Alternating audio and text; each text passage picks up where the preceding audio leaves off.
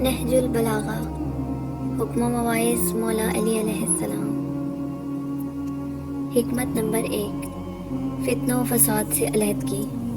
فتنہ و فساد میں اس طرح رہو جس طرح اونٹ کا وہ بچہ جس نے ابھی اپنی عمر کے 2 سال ختم کیے ہوں کہ نہ تو اس کی پیٹھ پر سواری کی جا سکتی ہے اور نہ اس کے تھنوں سے دودھ دوہا جا سکتا ہے۔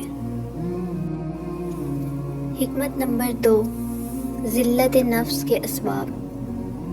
جس نے طمع کو اپنا شعار بنایا اس نے اپنے آپ کو سبک کیا، اور جس نے اپنی پریشان حالی کا اظہار کیا وہ ذلت پر آمادہ ہو گیا، اور جس نے اپنی زبان کو قابو میں نہ رکھا اس نے خود اپنی بے وقتی کا سامان کر لیا۔ حکمت نمبر 3، عیوب و محاسن۔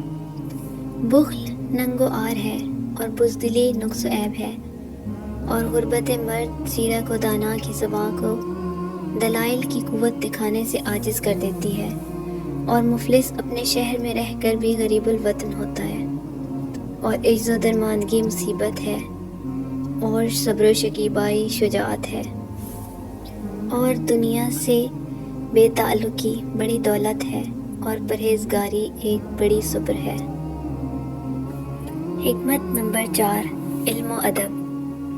تسلیم و رضا بہترین مصاحب اور علم شریف ترین میراث ہے، اور علمی و عملی اوصاف نو بنو خلت ہیں، اور فکر صاف و شفاف آئینہ ہے۔ حکمت نمبر 5، چند اوصاف۔ عقل مند کا سینہ اس کے بھیدوں کا مخزن ہوتا ہے، اور کشادہ روئی محبت و دوستی کا پھندہ ہے، اور تحمل و بردباری عیبوں کا مدفن ہے۔ یا اس فکرے کے بجائے حضرت علی علیہ السلام نے فرمایا کہ صلح و صفائی عیبوں کو ڈھانپنے کا ذریعہ ہے۔